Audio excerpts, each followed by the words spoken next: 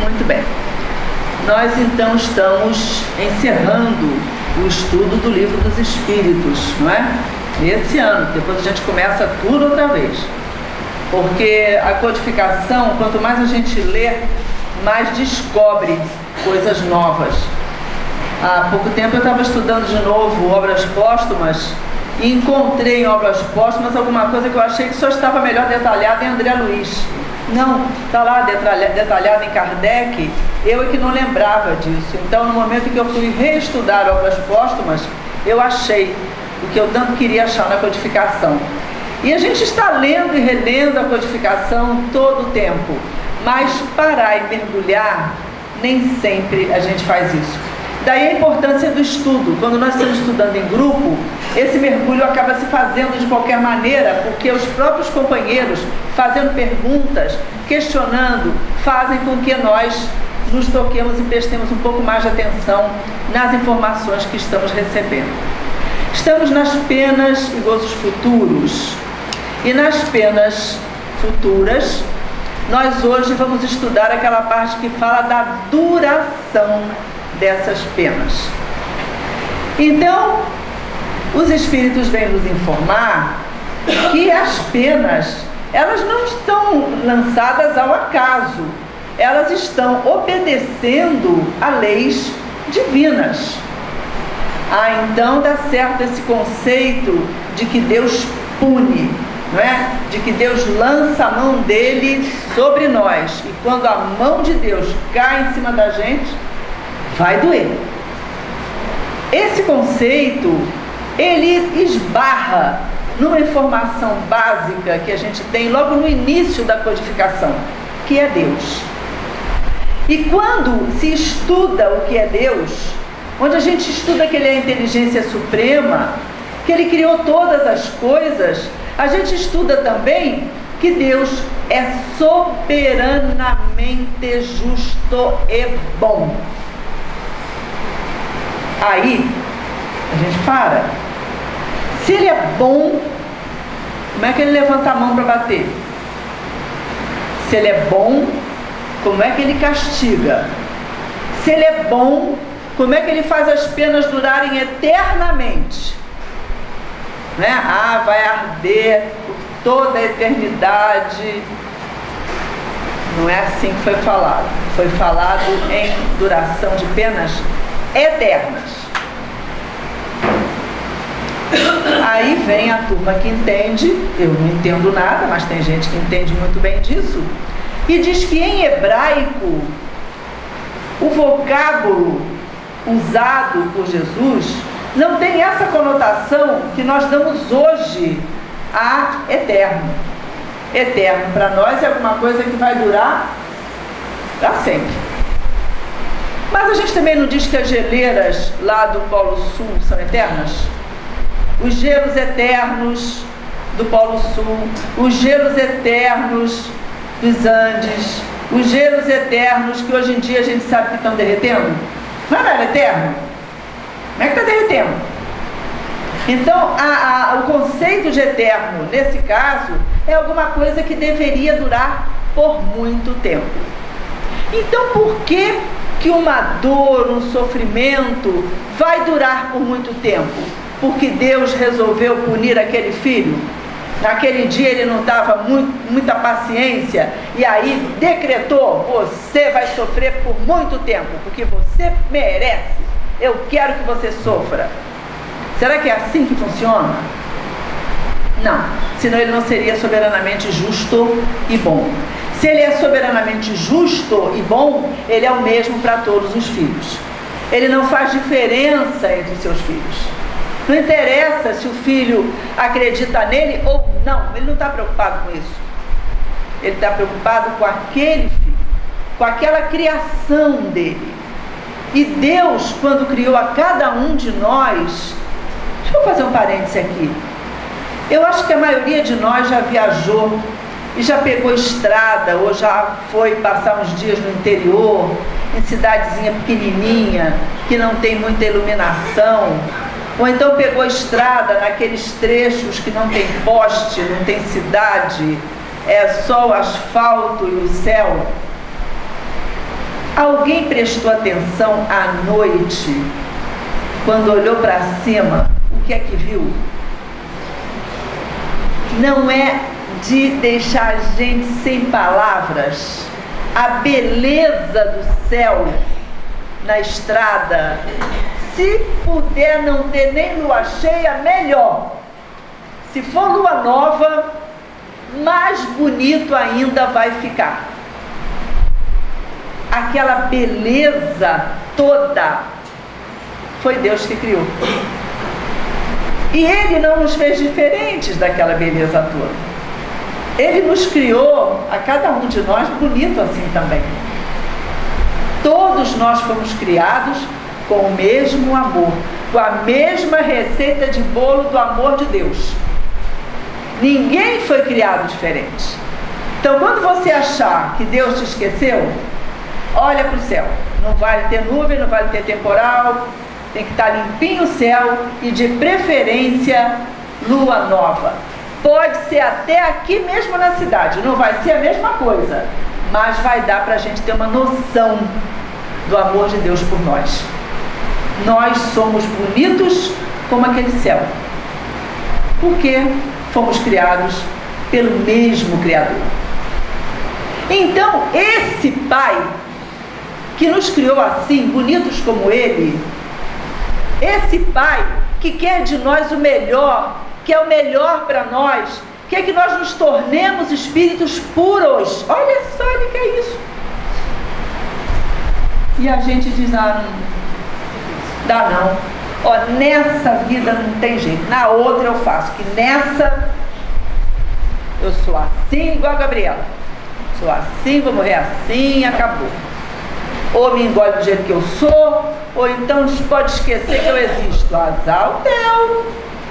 Azar o teu. Por quê? Nós temos uma coisinha que Deus criou chamada consciência. E na nossa consciência, nós temos todo o registro das nossas atitudes durante a nossa encarnação. Nessa mesma consciência, nós trazemos gravado tudo o que fizemos em todas as nossas outras vidas. Nós temos todo esse arquivo dentro de nós. E qualquer um de nós já teve pelo menos um flash na vida. Eu vi esse filme aí, fiquei tão desconfortável, gostei de ver isso aí, não sei porquê. Sabe sim. Sabe sim. Porque de acordo com a nossa reação diante de certas atitudes, nós já sabemos que aquilo ali tem alguma coisa a ver com os nossos registros. E muitas vezes nós somos até implacáveis, não é? Ah, esse camarada aí só matando. Implacáveis. E não temos noção de que aquilo que ele fez mexe tanto com a gente, porque nós já tivemos em vidas pretéritas algum tipo de experiência ligada àquela realidade. Ou sofremos, ou fizemos, mas alguma coisa ali mexeu com a gente. Senão, a gente poderia até fazer qualquer crítica e tal, mas aquilo não esquecia no dia seguinte. Agora, quando aquilo fica rodando na cabeça da gente, sabe o que aconteceu? É que eu vi hoje sabe que eu vi ontem no Fantástico? Você prestou atenção naquele negócio do Fantástico? Aí, sabe o que eu falei no Fantástico? Então, para cada pessoa que encontra, repete aquela história. Uma vez, duas, três. Por quê? Porque está incomodando. E farpa, quando incomoda, tem que ser retirada. Qualquer coisa que nós tenhamos na nossa consciência que não seja dentro das normas divinas, vai se transformar em incômodo, vai se transformar em dor. E então Kardec pergunta aos espíritos essa questão da duração, porque há pessoas que às vezes passam por uma determinada situação de sofrimento, mas aquilo reverte, né? Perde o emprego hoje, daqui a um mês surge outro emprego, às vezes até melhor.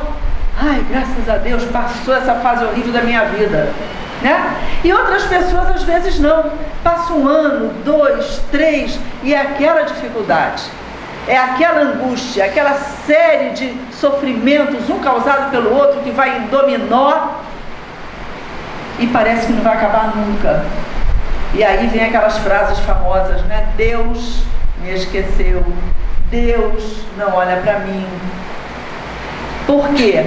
Porque nós não paramos para raciocinar que nós colhemos aquilo que nós semeamos.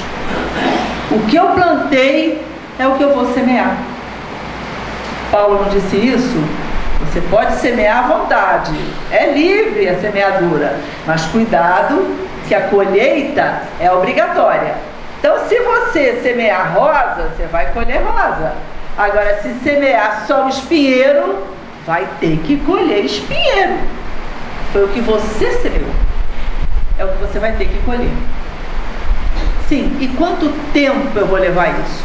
Então eu cometo um erro e eu já sei que eu vou ter que corrigir aquilo, eu vou ter que resgatar aquele erro. Então, quanto tempo eu vou levar para poder me ver livre daquele peso, daquela marca que eu mesma fiz em mim? Quanto tempo eu vou levar? Esse tempo sou eu quem vai determinar. Por quê? Porque para eu realmente resgatar, eu preciso cumprir uma exigência básica. Que exigência é essa? Melhora interior. Não adianta eu dizer que não faço mais, que não vou mais errar, se aqui dentro eu continuo com a mesma maneira de pensar, eu continuo com o mesmo pensamento de crítica, de agressividade, de cobrança, de maldade. Não adianta. O meu pensamento é matéria. O meu pensamento é a minha carteira de identidade espiritual.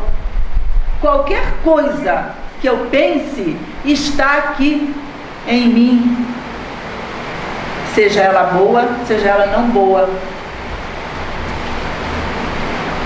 Joana de Ângeles diz que nós temos uma energia, quer dizer, ela não fala da energia todo mundo sabe disso, não é novidade para ninguém, né? Foi Joana que contou isso como coisa nova, não.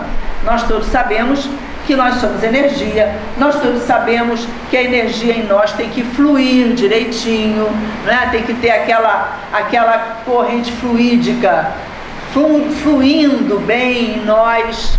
A gente já aprendeu com o André Luiz que se a gente conseguir sentar e ficar com o pensamento apagado, ou então só pensando em coisa boa, que por mais que essa nossa energia esteja meio fora de prumo, ela volta a fluir normalmente, volta até a fluir bem.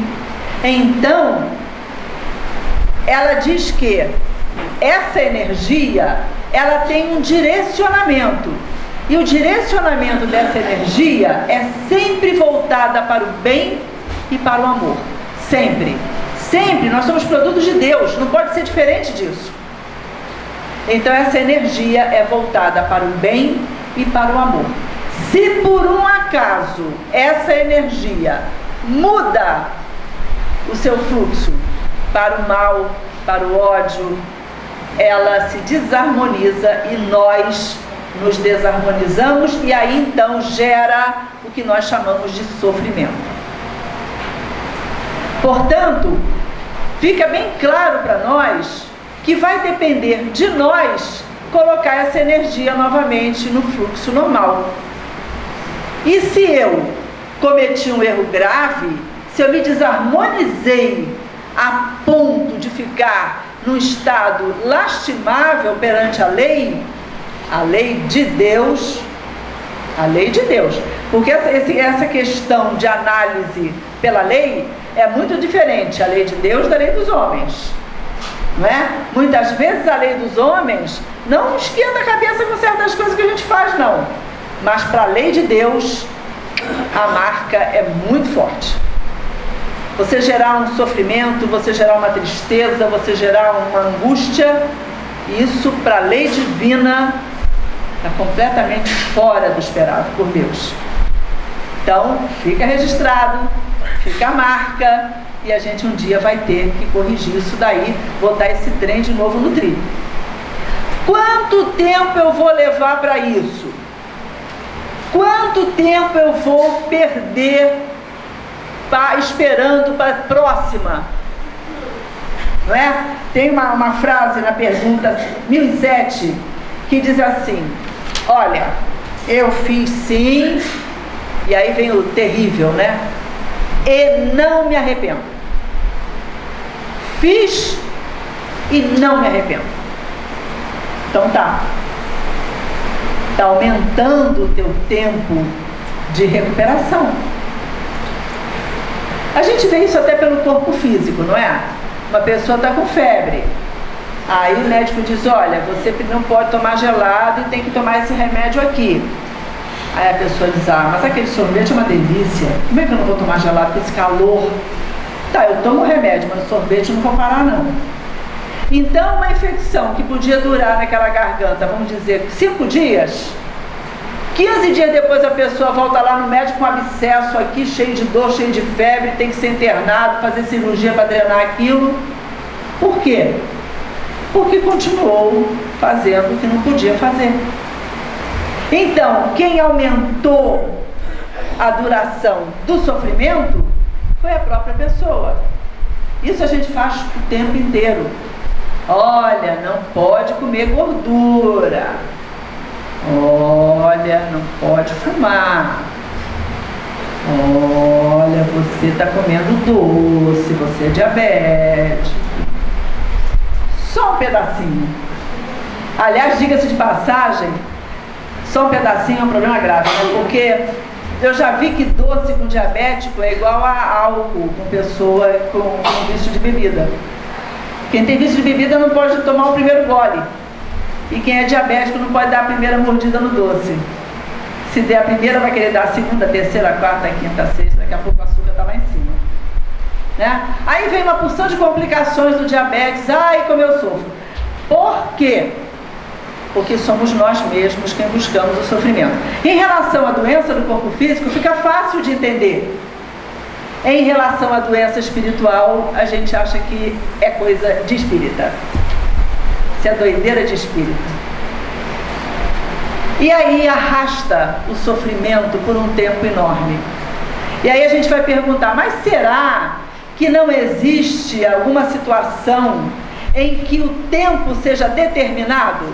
Ou seja, vai encarnar, os amigos espirituais responsáveis pela encarnação avaliam a história daquela prenda e diz: mas meu Deus do céu, você é pronta, hein? É só ir para a carne que você cai outra vez. Foi tentado uma vez, 2, 3, 20 encarnações e não adiantou. E você errou de novo, e de novo, e de novo. Então, infelizmente, você agora vai ter que encarnar com uma limitação. Uma senhora procurou o Chico, todo mundo já deve conhecer essa história aqui, talvez um ou outro não conheça, porque o seu filho tinha deformidades graves e ele não conseguia se locomover, ele tinha que ser carregado. E ela então foi saber com o Chico o que podia ser feito para minorar o sofrimento do filho dela. E o Chico então disse que aquilo ali era misericórdia de Deus. Ele ia passar a encarnação inteira com aquela limitação para que pelo menos nessa encarnação ele não conseguisse se matar. Porque em toda a encarnação ele conseguia chegar ao suicídio de novo. E de novo, e de novo, e de novo, e de novo. E naquela encarnação então ele ficou totalmente limitado e com isso então ele não conseguiu realizar o intento dele, que era, mesmo assim ele queria se jogar do abismo, mas não conseguiu. Então a gente vê que às vezes há um tempo, é marcado um tempo. É um sofrimento? É um sofrimento. Mas aí é que entra a vantagem do verdadeiro espírita.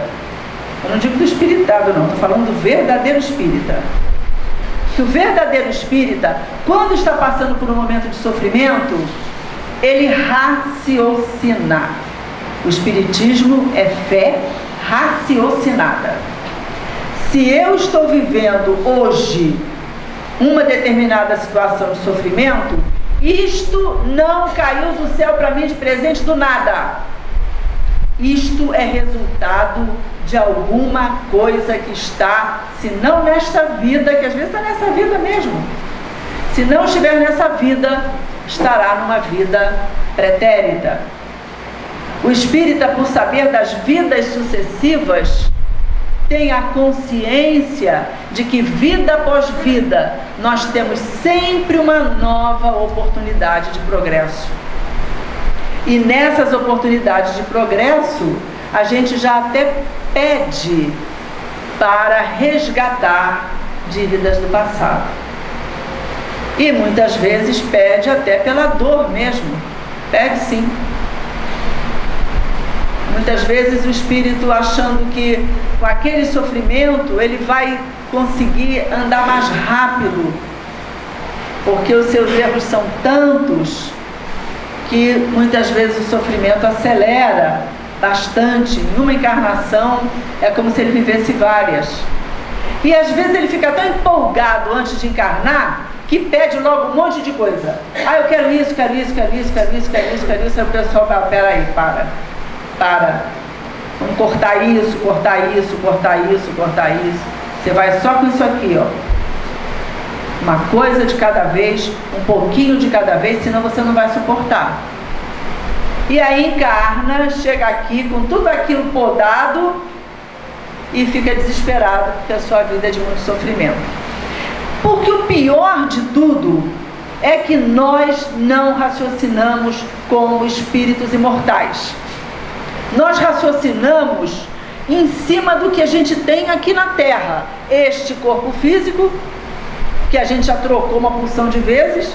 Se a gente pega um retrato da infância, um retrato da juventude, vai mudando tudo. Eu estava contando para as meninas que na minha festa de 50 anos de formada, o povo foi a camiseta com estampa da fotografia. E nos 40 anos de medicina também. A turma fez a camiseta com a foto da formatura para a gente poder se reconhecer. Senão não reconhece. Está todo mundo diferente, todo mundo mudou de corpo, é outra pessoa. Não é o mesmo mais. Mas completamente diferentes nós ficamos. Um ou outro é assim reconhecível. Mas os meninos então, como mudou? Né? As meninas ainda se cuidam um pouquinho mais, mas a barriguinha cresce demais, o cabelo cai demais. E aí a gente não consegue reconhecer aquela moçada, né? Cheia de gás, né? Do tempo da faculdade. Não tem mais ninguém não, já mudou tudo, já tudo outra pessoa. A gente troca até de corpo na encarnação. Mas a gente usa o corpo e as coisas daqui da carne como se elas fossem o mais importante da nossa caminhada. Então eu quero um carro novo, eu quero um outro apartamento, aí consegue o apartamento, então agora eu quero o outro, aí consegue, agora eu quero o outro, daqui a pouco está com dívida até aqui, e não consegue aproveitar a vida, porque está sempre pagando conta, pagando. Não chega nunca lá. Se nós parássemos para pensar um pouco na nossa verdade, na verdade de que nós somos espíritos imortais, na verdade de que tudo isso fica aqui, essa roupa de carne fica aí, todos os bens que nós conquistamos ficam aí, não levamos nada. O Chico dizia que caixão não tem gaveta, não levamos nada, tudo fica. O que a gente vai levar é a bagagem, a malinha que a gente preparou aqui na Terra. E o que é que a gente tem que botar dentro dessa malinha? A gente tem que botar o treinamento para melhorar. Ah, ainda não consigo perdoar, mas já se esforçou? Já está melhor do que do ano passado? Já valeu. Você não consigo amar o meu inimigo, mas já não fica com raiva? Já não fica pedindo a Deus que aconteça isso, aconteça aquilo com ele? Eu procuro esquecer que ele existe. Já valeu. Já é um passo. Porque a natureza não dá salto. Não dá salto. Ninguém pense que vai se tornar puro e perfeito em uma encarnação. Isso é mentira. Não vai. Não vai. Ainda no sábado a gente estava conversando com um companheiro aqui. Ele, estou tão chateado. Poxa, escorreguei de novo. Digo, meu filho, Todo mundo escorrega toda hora. É que agora, com a doutrina espírita, quando a gente vai escorregando, a gente já se agarra, né? Segura aqui, é minha mão. Não deixa eu fazer bobagem, não. Ou então, se eu fiz bobagem, comecei a fazer, para a minha bobagem. Para aí, já está de bom tamanho. Não deixa eu errar mais. Eu já consigo reagir. Eu já consigo mudar a minha maneira de pensar. Porque é pelo meu pensamento que vem as minhas atitudes, que vem os meus atos. Então, eu tenho que segurar a fera no pensamento. No momento em que ele vem, é que eu tenho que começar a filtrar o que é que eu estou pensando. Porque de acordo com o que eu estiver pensando, a coisa vai crescer. Existe um livro daqueles tempos bons, né, da Zíbia Gasparetto, chamado O Matuto. Quem não leu, leia. Ele é um livro sensacional. E ele mostra como é que um homem acabou com a vida dele, com a vida do filho, com a vida da esposa, porque achou que a esposa o estava traindo. Que alguém quis criar um problema sério entre eles dois, e alguém, se preparando para isso, quando ela foi sair do táxi ou entrar no táxi, a pessoa colocou a mão na porta. Ela não maldou. E quem fotografou o quê? Alguém com a mão, como se eu estivesse abraçando. Foi o suficiente. Não houve uma conversa, não houve um diálogo, não houve nada. Simplesmente houve o julgamento e a decisão. Não quero mais essa pessoa na minha vida. Estragou a vida dele. Eles se gostavam tanto. Então, eu não contei o livro todo, eu só contei o miolo do livro. Muita coisa rola antes e depois por causa disso, dessa mão no ombro na porta de um carro. Leiam o livro e vocês vão entender o que eu estou dizendo. Então, esses pensamentos que a gente tem, muitas vezes explosivos, muitas vezes provocados por ciúme, provocado por raiva, provocado por despeito. Esses pensamentos, eles são doentios, eles nos causam doença no espírito. E o problema é carregar essa doença com a gente para a erraticidade. Erraticidade não tem nada a ver com erro. Erraticidade é o espírito fora do corpo. Quem desencarna está na erraticidade. O Chico está na erraticidade. E ele não fazia nada de errado. Erraticidade é o plano fora do corpo de carne. Na erraticidade, o espírito perde a noção de tempo. O tempo existe para nós aqui na carne. Fora da carne, essa noção de tempo se perde.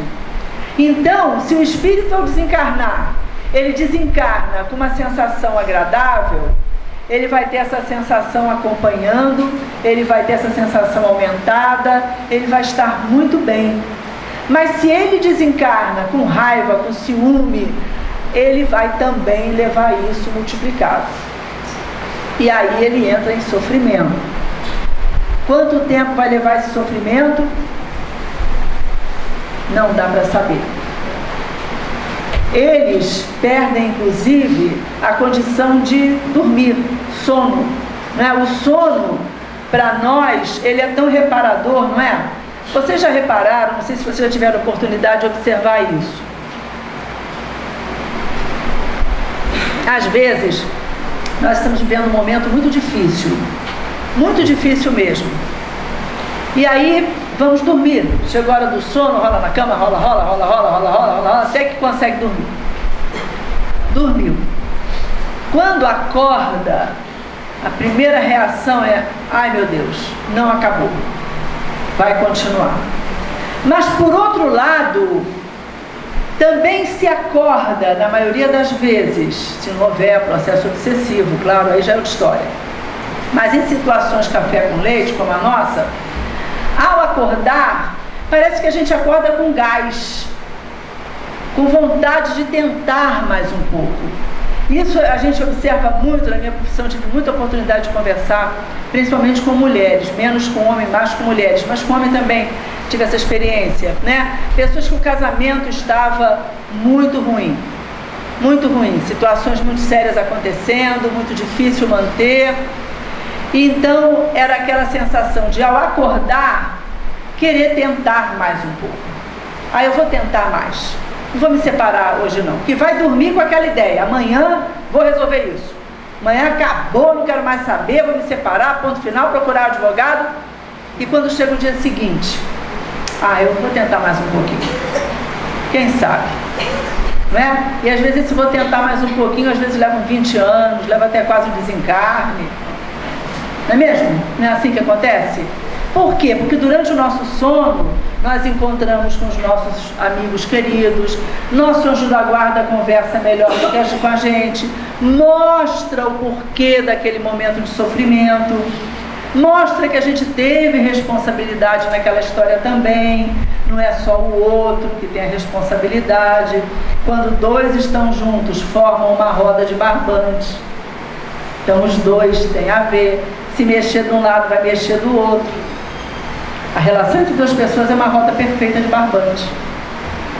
Então, esse esforço por recomeçar, em quem está na carne, é melhor, é mais fácil, porque tem a bênção do sono reparador. O espírito na necessidade não tem isso. Ele vivencia o sofrimento com a intensidade um pouco maior.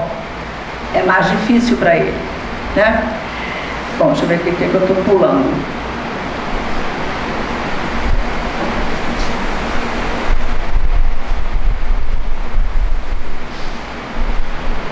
Pois é. Então, aí a gente coloca assim. Então, uma pessoa errou, cometeu um erro, e aí ela começa a ter vida, e outra vida, e outra vida, e aí a bênção do esquecimento vai fazendo com que aquilo fique cada vez mais embotado, e ela esquece totalmente o seu passado. E aí vem para uma encarnação que ela pediu, e ela então vai tentar se acertar com aquelas pessoas com quem ela vem há muito tempo tendo grandes dificuldades. E aí é uma encarnação de muita briga, é uma encarnação de muito... Não é igual porco espinho, né? Tem que ficar junto por causa do frio, mas quando encosta, espeta, né? Chega pra lá, tá me espetando. E fica ali os dois porquinhos espinhos brigando, porque ou me encosta porque eu tô com frio e me esquenta, ou se encosta, tá me espetando, chega pra lá. Então fique nesse amor-ódio durante muito tempo, até que ou um dos dois começa a ceder e começa a entrar então dentro do que a lei espera da gente, que é o perdão, que é a misericórdia, que é a aceitação, que é o entendimento. E aí a gente pensa assim, estou tão longe disso, a vontade é voar no pescoço. Ainda é a vontade. Mas será que a gente já não consegue segurar? Será que a vontade vem e a gente não consegue frear? Será que a gente já consegue parar para pensar eu tenho responsabilidade nisso? Alguma coisa eu fiz lá atrás para que hoje eu esteja vivendo esse momento. E aí então eu vou me preocupar com o outro? Não. Eu vou ter que me preocupar comigo. Porque eu não falei que a relação entre duas pessoas é uma roda de barbante? Então, se eu me acertar, o outro naturalmente vai também começar a se acertar. Eu tenho que mudar a mim. Eu tenho que procurar em mim aonde estão os meus erros, aonde estão as minhas falhas. E essa é a busca mais difícil. Nesse livro que a gente está acabando de estudar agora, tem uma questão chamada com o número de 919A, escrita por Santo Agostinho, em que ele diz que a gente precisa conhecer a nós mesmos. Precisamos à noite, quando deitar, passar o nosso dia como um filme e analisar não o que os outros fizeram com a gente. O que os outros fizeram com a gente foram os que fizeram, o problema deles. Nós temos que analisar o que nós fizemos. E aí, se a gente tiver coragem, que tem que ter muita coragem para fazer isso, dizer eu errei, eu magoei, eu fiz, Tá bom. É muito difícil. O fácil é ele fez, ele me magoou, ele fez isso, ele fez aquilo, ele, um dedo apontado para lá, um para Deus e 3 para mim. 3 para mim, mostrando que eu preciso analisar as minhas ações, porque somente assim eu vou começar a encolher esse tempo que eu tenho, que a lei me dá, porque a lei é de amor, ela permite que eu me acerte com a lei, por mais grave que sejam meus erros, por piores que eles sejam. Judas traiu Jesus. Hoje em dia é um espírito lindíssimo, auxiliando o mestre diretamente, com encarnações de muita dificuldade, como Joana d'Arc. Pode? Claro que pode. Vamos todos conseguir? Todos. Todos. Mesmo aqueles que hoje em dia são bandidos perigosos? Com certeza. Com certeza. Principalmente se nós, no nosso treinamento, começarmos a mudar os nossos pensamentos em relação a eles. Se ao invés da crítica, se ao invés do julgamento, se ao invés da vontade de que aconteça isso, aquilo e aquilo, se nós imaginarmos, meu Deus, ele também é bonito como aquele céu, ele é que não sabe. Será que se eu começar a fazer prece por ele, será que se eu orar por ele, se eu conseguir fazer isso, será que eu não estarei jogando em cima dele um outro tipo de energia? Será que a minha prece não vai fazer com que ele se sinta desconfortável naquele pensamento ruim que ele tem? Será que se muitas pessoas orarem por ele, ele não vai conseguindo amansar? Será que ele não vai deixar brilhar a luz que existe dentro dele? Porque Deus não fez ele diferente de ninguém. Ele também foi um bebezinho, ele também era uma gracinha de um bebê, ele também fazia gracinhas, igual aos outros bebês.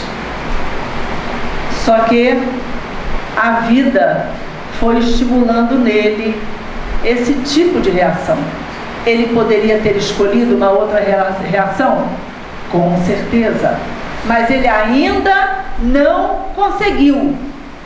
Se ele não conseguiu ainda, a minha prece pode ajudá-lo a reverter esse processo. A minha prece pode ajudar a fazer com que ele mais rapidamente acorde, reaja e se dê o direito de ser feliz. Porque cada vez que ele erra, cada vez que ele cria uma situação de dor, mais ele aumenta o tempo dele de recuperação.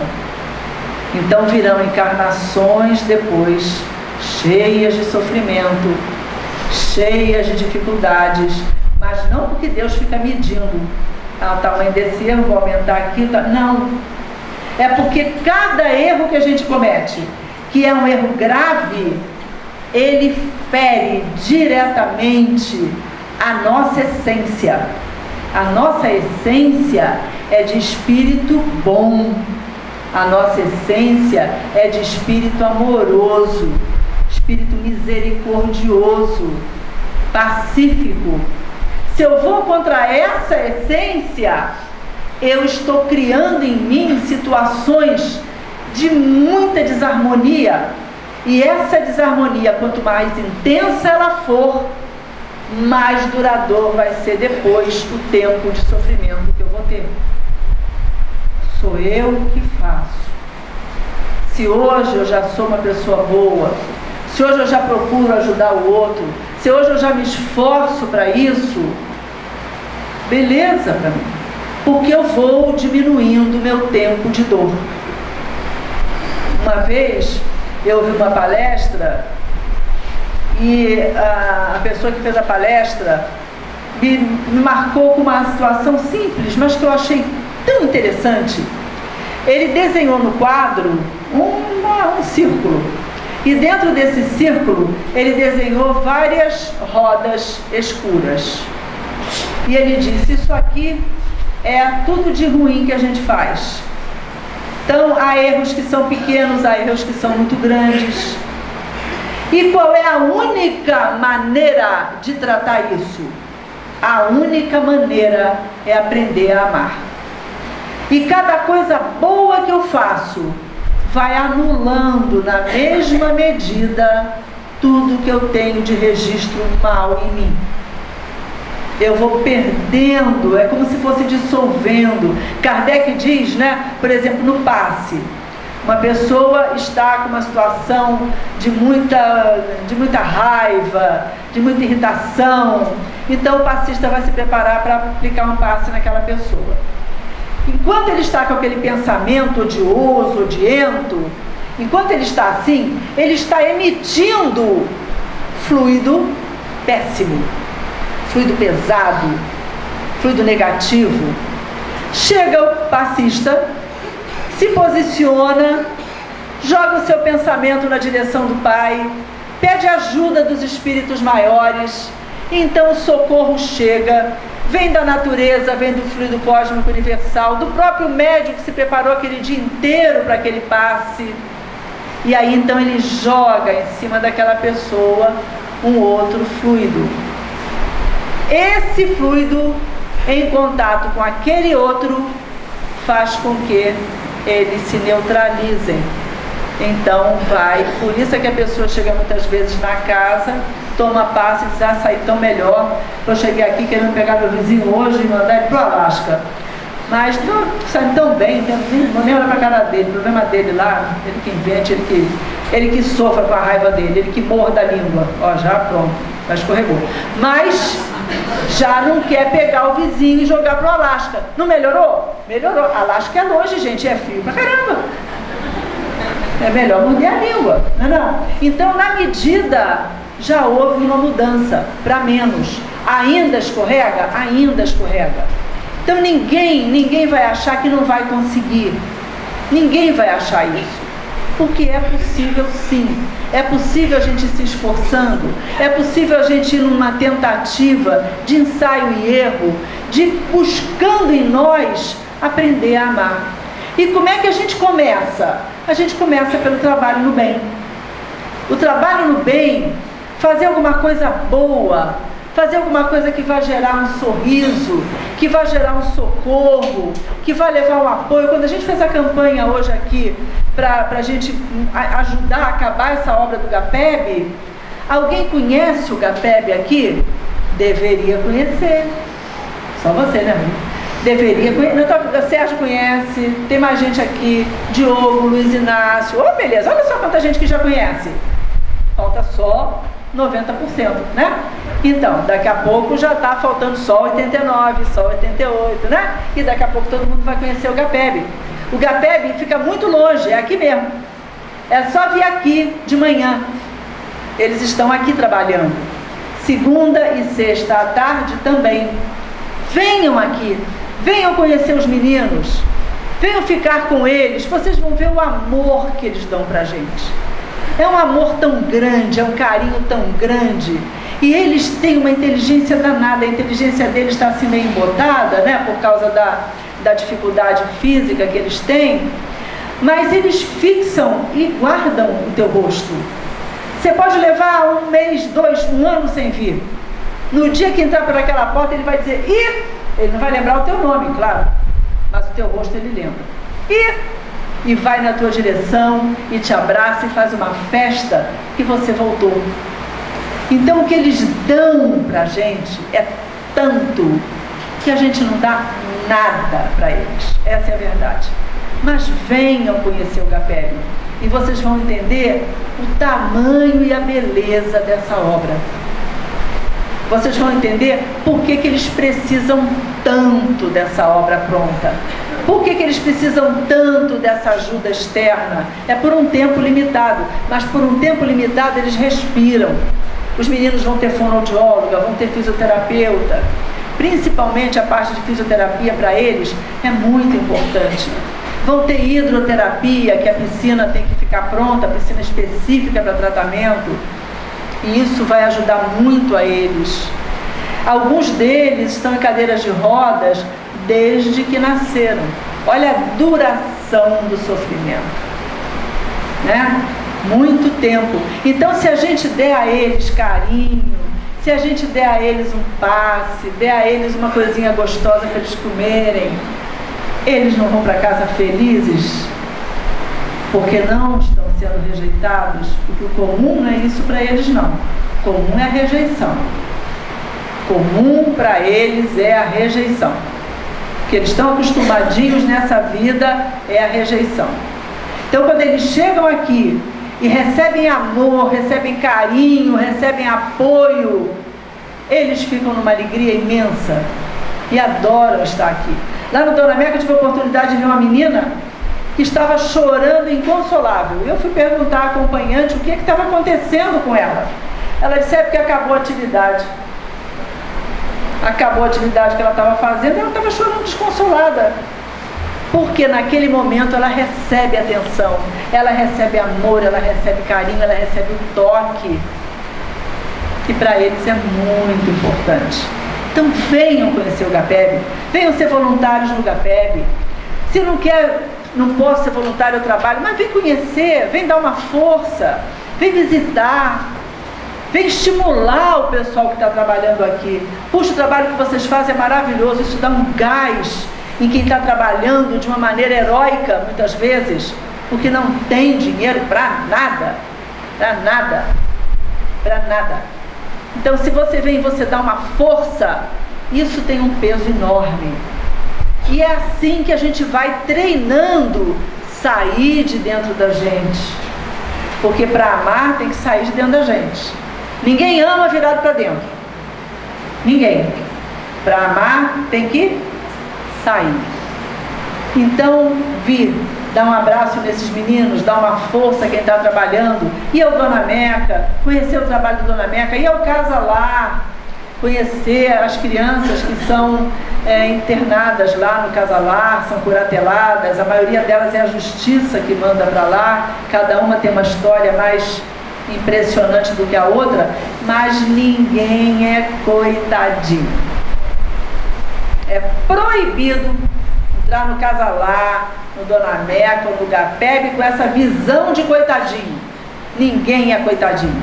São espíritos em caminhada, são espíritos em encarnação de aprendizagem, são espíritos resgatando com a lei, são espíritos que estão diminuindo o seu tempo de dor, porque estão numa encarnação um pouco mais difícil. Então vamos para casa hoje pensar nisso, né? O que eu posso fazer para me melhorar? Como é que eu posso dar uma aceleradinha na minha caminhada? O que eu posso fazer para aprender a olhar o outro? Para deixar de ter tanto interesse no que eu ganho, no que eu faço, no que eu tenho, no que eu sou? Porque na verdade eu não sou, eu estou. Eu estou hoje nesta situação. Amanhã eu não sei. Então, que Jesus nos abençoe, que nós possamos ter a coragem, a firmeza de nos avaliarmos, de olhar para dentro de nós mesmos, de buscar em nós todos os mecanismos que nós conseguirmos alicerçar para crescermos, para nos tornarmos melhores, porque uma coisa eu garanto a vocês: quanto mais a gente se esforça, mais amparo tem, mais amigos espirituais se cercam de nós, mais nos ajudam, mais nós nos sentimos amados e protegidos. Que Deus nos abençoe.